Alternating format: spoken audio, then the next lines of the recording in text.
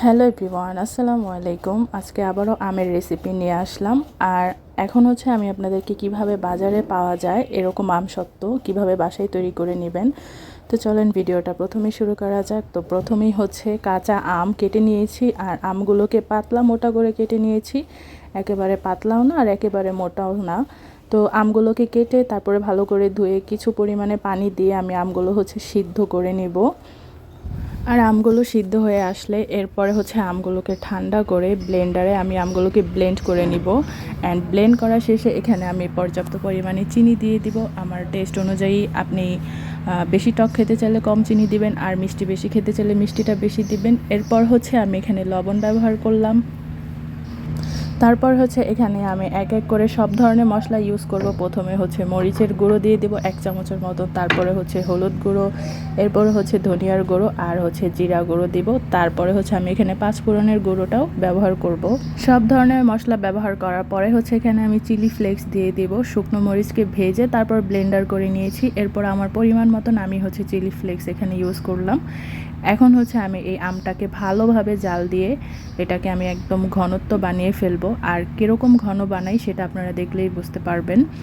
এই আমটার ভিতরে যে পানিগুলো ছিল, এই জাল দেওয়ার কারণে এই পানিগুলো একদম শুকিয়ে আমটা একদম ঘন হয়ে আসবে। সবচেয়ে বেস্ট উপায় হচ্ছে আমসত্ত্বটাকে যদি আপনি কড়া রোদে 2 দিন কি 3 দিন ধরে শুকাতে পারেন, তাহলে সেই আমসত্ত্ব আপনি সারা বছর ফ্রিজে রেখে তারপরে আমসত্ত্বটা খেতে পারবেন। আর ওই আমসত্ত্বটা খেতেও অনেক বেশি ভালো হবে। অ্যান্ড দেন এর পাশাপাশি হচ্ছে আমি যে এখানে মানে যে স্টিলের পাত্রগুলোতে আমি আমটা শুকাইতে দিব, সেই স্টিলের পাত্রগুলোতে আমি সরিষার তেল একটু দিয়ে তারপরে হচ্ছে একটু মেখে কিছুক্ষণের জন্য রেখে দিব। তাহলে কি আমসত্ত্বটা ঢালার পরে যখন শুকাবে তখন আমসত্ত্বটা স্টিলের যে শ্রেণীগুলো আছে সেখান থেকে একদম সুন্দর করে উঠে আসবে। তো আপনারা চাইলে বাসায় স্টিলের এরকম শ্রেণী ব্যবহার করতে পারেন, কিংবা কুলা ব্যবহার করতে পারেন। যাই ব্যবহার করেন সেটার উপরে হচ্ছে এরকম একটু তেল ব্রাশ করে দিবেন। আমি হাত দিয়ে মেখে নিচ্ছি। আর যদি স্টিলের হয় তাহলে বেশি ভালো হবে, কারণ রোডটা মানে স্টিলে খুব ভালো সুন্দর পায়।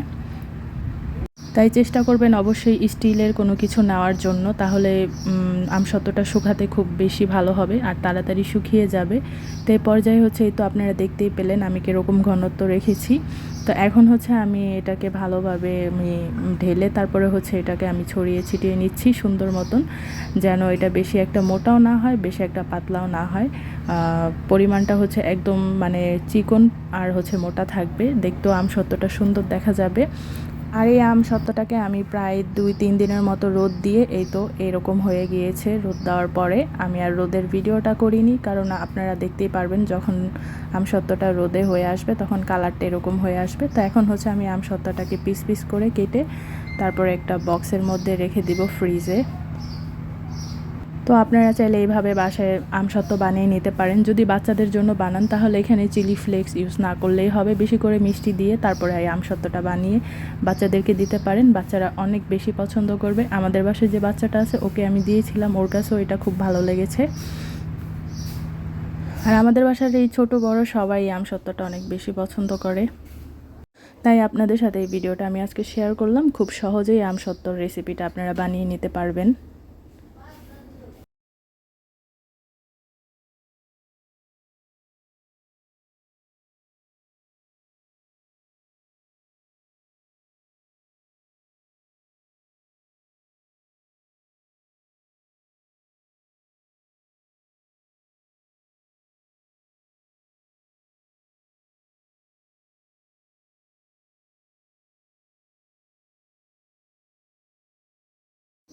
তো আপনাদের কাছে যদি আমার আজকের রেসিপিটা ভালো লেগে থাকে তাহলে অবশ্যই আমার চ্যানেলটা সাবস্ক্রাইব করবেন, আর পেজ থেকে দেখে থাকলে পেজটা লাইক ফলো দিয়ে পাশে থাকবেন।